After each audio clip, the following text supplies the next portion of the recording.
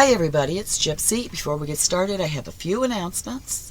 First of all, GypsyWitchCreations.com is up and running now. It's much different than the old GypsyWitchCreations.com.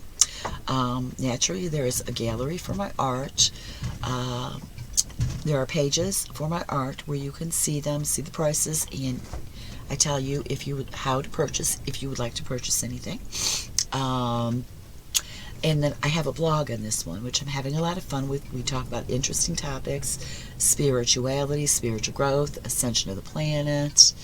What else do we talk about? I feature my products on the blog also. All kinds of things. It's a lot of fun. Patreon, everybody. I'm trying to get that up and running. That is going to be just based in esoteric, and I show you my art processes too when I'm working on a project. That's on there. I would like to have a live question and answer night every week with the spirit realm, not me answering the questions. I would like to do raffles for free personal private readings, raffles for my art. You can win a piece of my art. Whatever.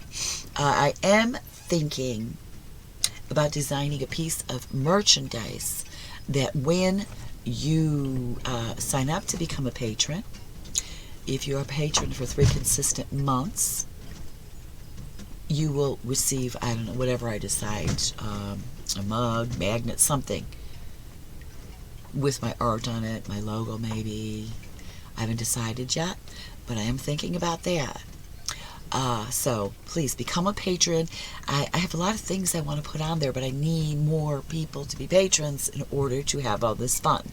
And it will be fun because there is so much serious shit going on in this world, especially right now. We need to have fun, and that's where the fun's going to be. Let's see. Oh, I want to show you what I have started working on. I have taken a few days off from my booth because the price of gas, especially in the Southwest, is so high. I needed to take a few days off just to save on gas. And my son said, well, Mom, just, my youngest who's here in the physical realm, he said, just, take this time to start new pieces, work on new pieces for like January and springtime. I thought, oh, that's a good idea. Yeah, I'll never refuse doing painting or whatever. But anyway, so I started one last night I'm really excited about. It is on ironwood. For those of you who don't know ironwood, it is a tree. The wood is so hard and so heavy. It's almost like, it doesn't look like marble, but it almost feels like it. I mean, you wouldn't want to drop this on your foot or anything. You'd break your foot. But anyways, this one, I started one because I'm thinking spring and Beltane and, all that kind of stuff, because that's my favorite time of the year. Despite somebody, my oldest son, crossing over at that time, and my dog, on Beltane, my dog died. Anyways, that was his new beginning, his rebirth. I started on ironwood. The Green Man. It's not done. It's in process, but I'm so excited about this. I'll show it to you guys when I'm done, but I just had to share it with you today. So, put this down gently so I don't break my floor. That is how ironwood is, yeah.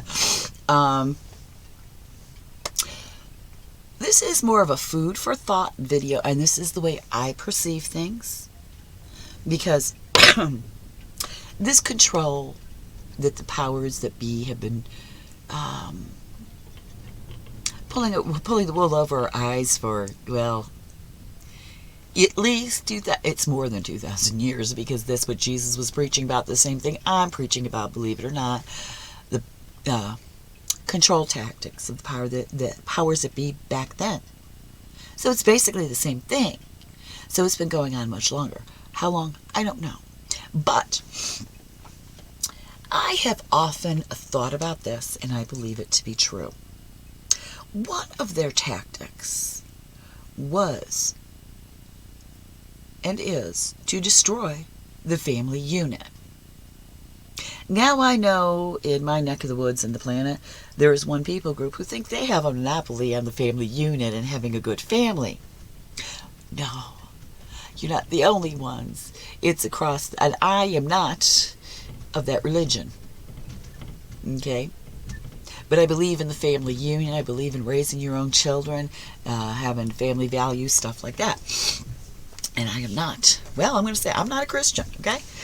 So that's it's not unique just to Christians. It's across the globe. I mean, nationality, race, any religion, non-religion, spiritual walk. Family's important. Let's face it. Now, when I think back over history, and now I'm basically thinking about American, but of course it's in Europe and other places it was. It used to be, to make a living, I have to put that in quotes, because if you're still breathing on this planet, you're living on this planet. But anyways, you usually had your own business, which was wonderful, okay?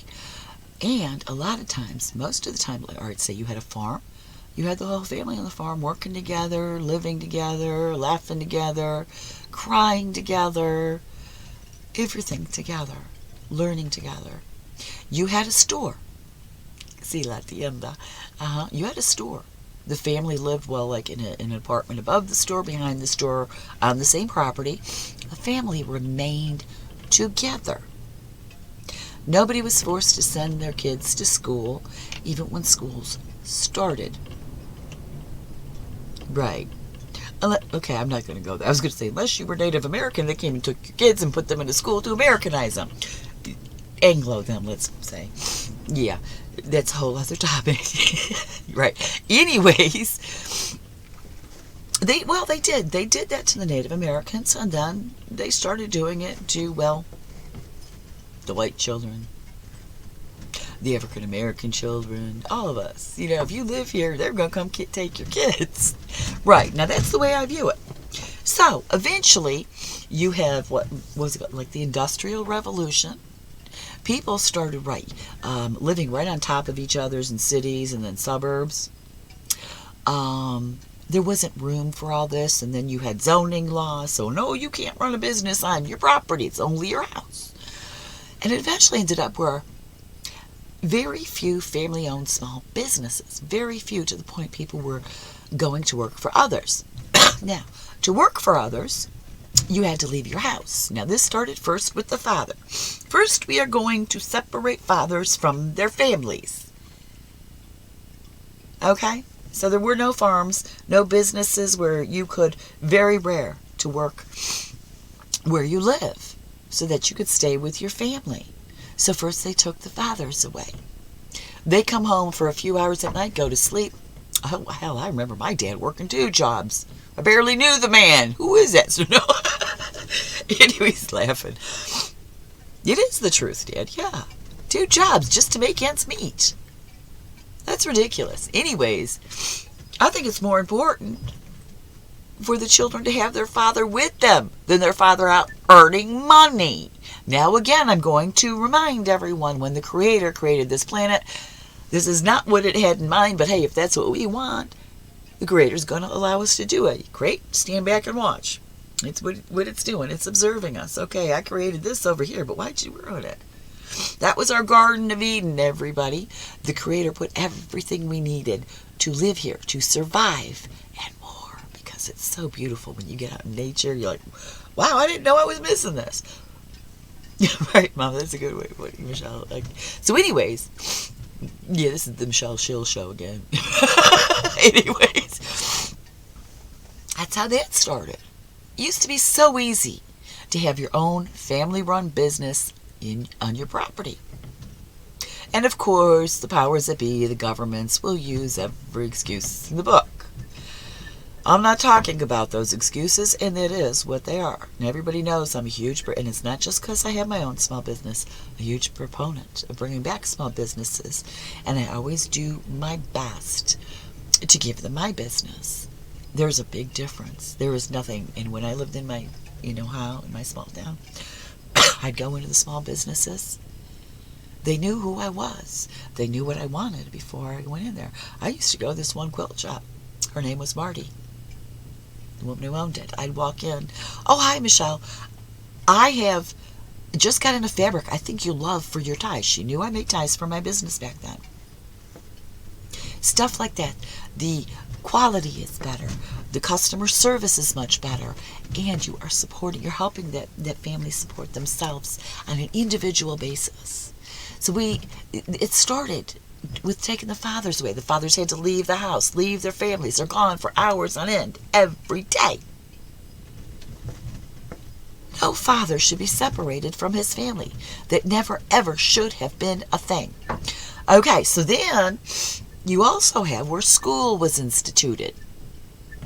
You know those brainwashing factories they send our children to? Yeah. That started. Now, I think at first it was an option. Am I right?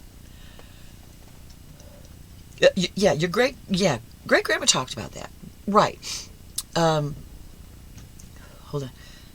My great grandmother is saying, you're gonna talk? You wanna talk, John? I can if you want to, Mom. Yeah.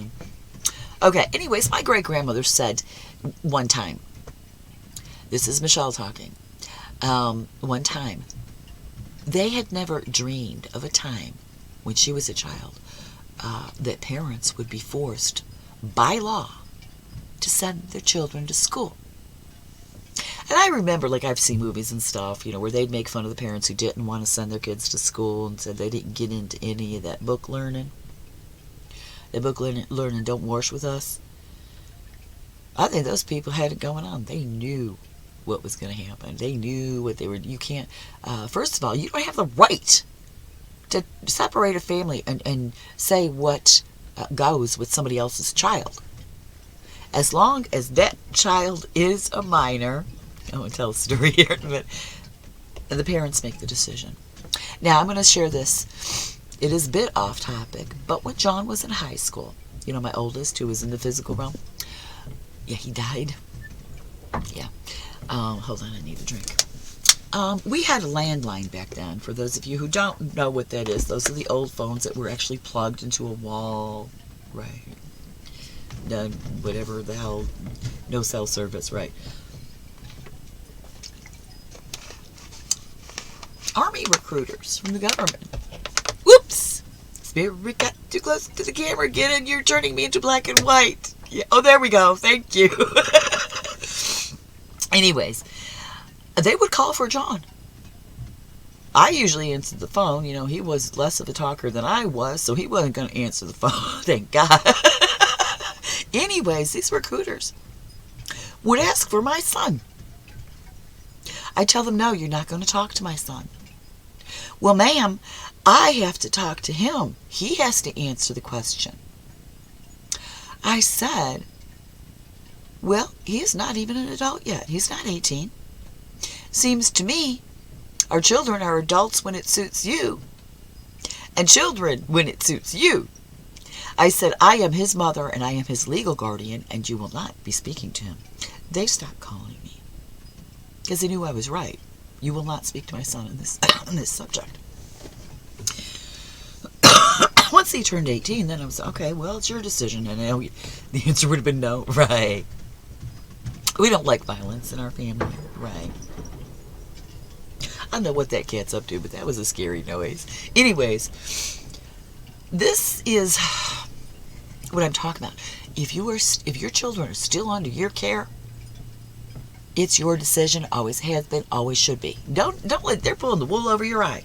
I'll bet you if every parent, this is happening more and more now, decides not to send their child to school, what are they going to do? Arrest the entire nation of parents? I'm so proud of what the young parents are doing today. I didn't even think it was possible, and would have had the guts. I don't know. Yeah, COVID just made everything so obvious now that everybody's like, oh, okay, well then no, we'll say no now. Right. So that's how that started. You send your kids off to school. If there were too many, there were too many who chose not to, the government decided to make it a law.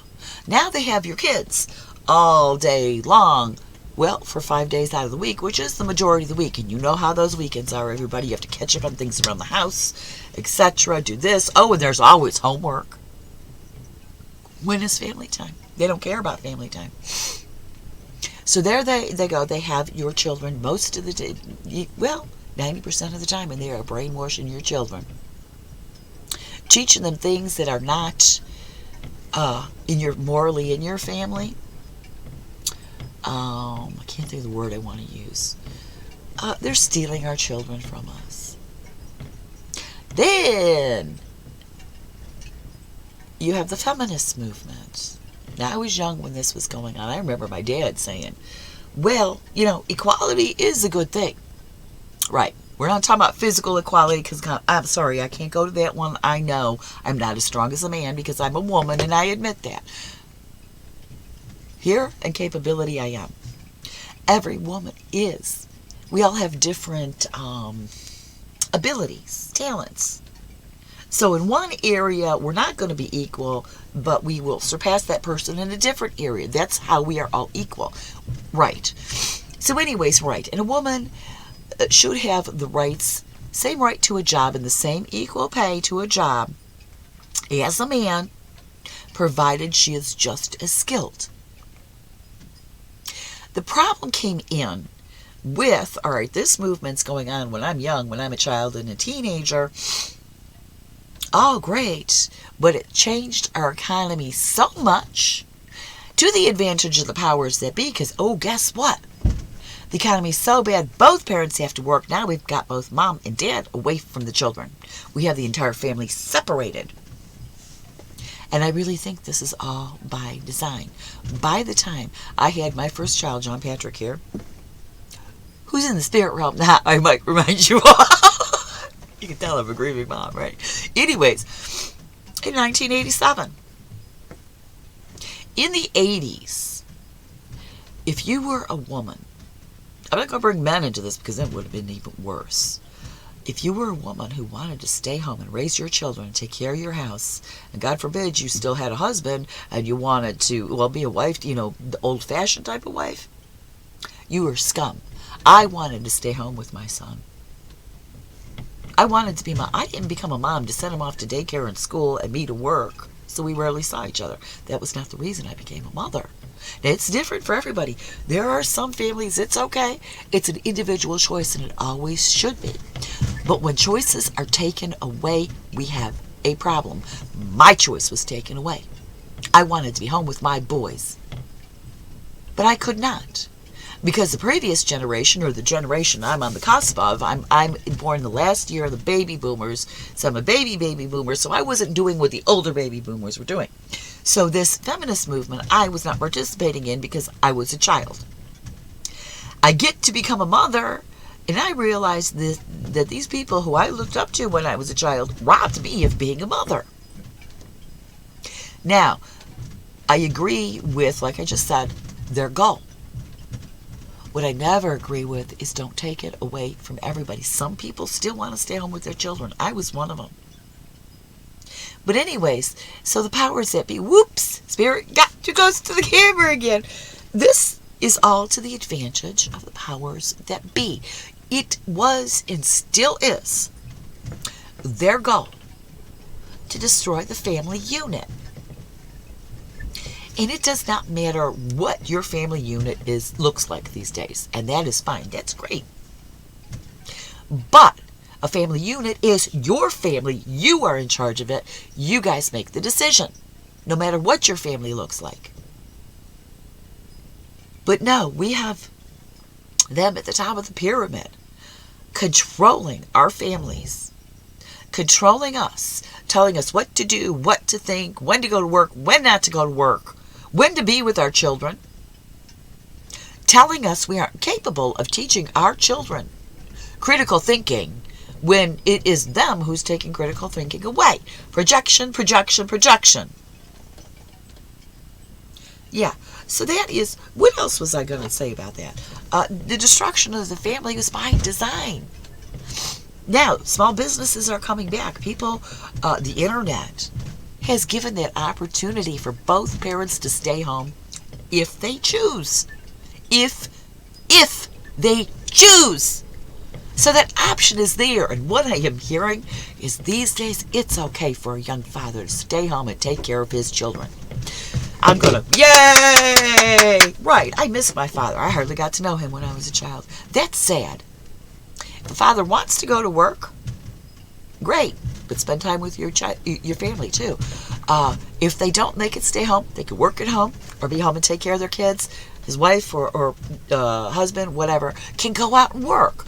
Look at the options. These should always be there. What should never, ever be there is a lack of choice and allowing them to destroy our families, steal our children, and brainwash them. One of these days, I'm going to be in a place where I can do this video. It's going to be entitled something like A Tale of Two Brothers. The public school system. I think my boys had two different experiences with school and how, well, it destroyed my children, almost. Because you can't do that, really. We're going to talk about that one day when I'm in the right place to do it. It will be an emotional one for me. Yesterday would have been John's 34th birthday, so this week is not the best for me to do it. Right. Yeah, so we're going to talk about these things because that's when I started to wake up. I was still more or less asleep with John because his learning style was pretty traditional, the way the schools want it. My younger son, Christian, he was totally the opposite. He's just as smart as his brother. Yet I saw something different, and it was like, that's when I started waking up, and I'm going, something's not right here. But we're going to talk about that one day. But all of this, in my humble opinion, was by design. Destroy the family, tear them apart, give them the illusion they're together, but how much time do you spend with your family?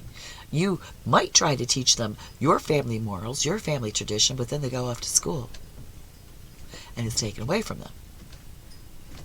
They're doing so much weird shit in schools today, you gotta be careful. And they were doing it during my children's generation, too. It just gets worse with every generation, and we've got to stop it. So, I am a big proponent for reuniting the family unit, whatever that is for your family. Remember, they're always your children, and it's your family. That's your home, privacy of your own home. Take it back. Take it back, whatever that means for you. Don't let, no. Be like I was with that recruiter. No. The answer's no. Okay? I was going to look, because it was, I think I might have had something else in there. You know, I'm getting old, and too much shit's going on. You're getting old. Just joking. School and work. Yeah, that's what I sit here and think about these things. Well, look where the family is now. How did it happen?